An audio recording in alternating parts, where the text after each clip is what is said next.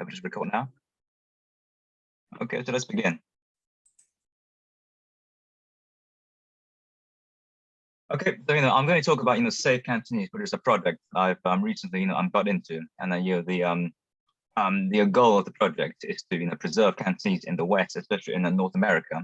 And I propose that there's a case of language advocacy, and I'm going to provide some personal and academic perspectives, which I think are quite obvious. And before I begin, I'd like to cite the very famous line from the Elephant Man: "I am a human being." The famous protagonist who's being ridiculed for being like an elephant. He screams out that he is a human being, so he demands human dignity, and etc. But this brings us down to the meaning of what it means to be a human being, and I'm going to talk about this from a linguistic point of view. Right. So how did this all begin? This project. I mean, there's a very brief timeline. It all began around about July 2020, so in the full swing of COVID. Our world just changed, and among higher education institutions like Stanford, they announced that they would terminate their contract at the full-time position of Cantonese language instructor there. So Dr. Denik, or as we say in Cantonese, Zheng Lo Si. Okay, so Zheng is her Chinese surname, and Lo Si means teacher. So this is our way of referring to her teachers, and just teacher Zheng Lo Si. This gave rise to a massive a backlash in terms of Stanford was concerned, because a petition was launched by former students and former colleagues of Dr. Zheng, and the idea was to try to get Stanford to reverse the decision. And this petition it got thousands of signatures from people, former alumni of Stanford, current students, or even people, people like me who have nothing to do with Stanford. And of course, the numerous testimonials from former students of Dr. Denik, which showed just how popular she was. And around the same time, the various social media channels were launched on Facebook, Twitter, Instagram. They even have their own blog and website. So it can all be found by this hashtag Save Cantonese, or this label Save Cantonese. And this became an international and global collective movement. So, for example, in May last year, our campaign, so got an ally to its sister campaign, so Safe Cantonese at the CCSF, City College of San Francisco, who also similarly announced that they would be making cuts to the Cantonese course, and that was a very unpopular decision. So some action was implemented. At the beginning of this year, there was a board meeting with the CCSF, and they announced that they would continue Cantonese course. And most importantly, the big news is there was an endowment of $1 million from SJ distributors who proposed to use this money to support the Cantonese course at Stanford. So this was a very big news. So all the information can be found on the Safe Cantonese social media channels. And if I Save Cantonese was renamed and rebranded just last month, as we can see from the Twitter webpage. And all information can be found on the Safe Cantonese website, as well as the Safe Cantonese CCSF link. So so what does all of this mean for me? I joined the Safe Cantonese at Stanford. I joined the Slack group. Yeah, so they, like us, also use Slack, and the Slack is very useful for these kind of things. I joined on the 7th of January of last year, after signing the petition, which I found on social media. I suppose the personal angle for me is because I'm from Hong Kong, and in Hong Kong, Cantonese is the it's the main language of communication. So for me, saving Cantonese has a personal touch to it. Academically, I do research in Chinese linguistics, especially on Chinese dialects. So any type of thing that deals with Chinese dialect is of interest to me.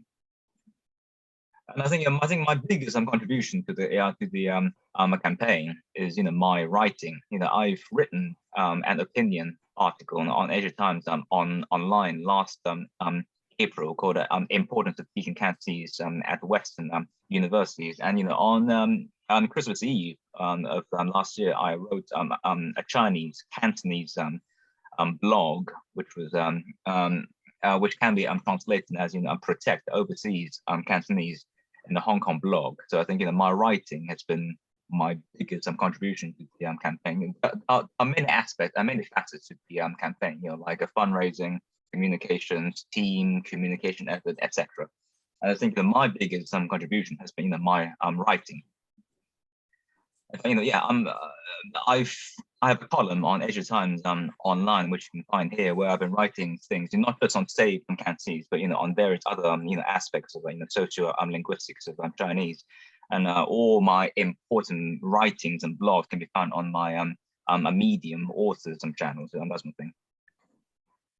If I just to give a background of the Chinese of a Chinese a dialect, there's a very common misconception that Chinese consists of two mutually exclusive varieties like Mandarin and Cantonese. As many people, when they learn or when they come into contact with some Chinese, they often say, "Hey, do you speak a Mandarin or Cantonese?" As if there are just two mutually exclusive forms of Chinese, Mandarin and Cantonese, and that is a massive oversimplification. But in my first ever Asia Times op-ed, I've tried to dispel some of these myths, and I suppose that you can probably find all of the references in the op-ed here. And if I just give a very brief summary of the analysis that I gave, the socio-linguistic premise is that a dialect is any variety. It can be regional or social, stylistic. A famous textbook, by Chambers and Trudgill explains this. A dialect is a language variety that could be determined in terms of region, register, social style, etc. The technical term in Chinese for a dialect is fangyan, which literally means top length. There have been people, academic authors who have translated fangyan into English as top length, which means the language of the place. Okay, so it's a regional definition of dialect. Okay, so Chinese dialects, fangyan, are primarily defined in terms of place. And you can imagine how big China is. There are hundreds and thousands of sub dialects. So, for example, the 7 main family groups of the Chinese dialects can be found as this one. So, yeah, Mandarin, which is the official dialect, is originally a northern dialect. Okay, so it's spoken in the north. There's also Cantonese, as we all know, spoken in the southeastern province of Canton. There's also Min, which can be divided into northern and southern Min.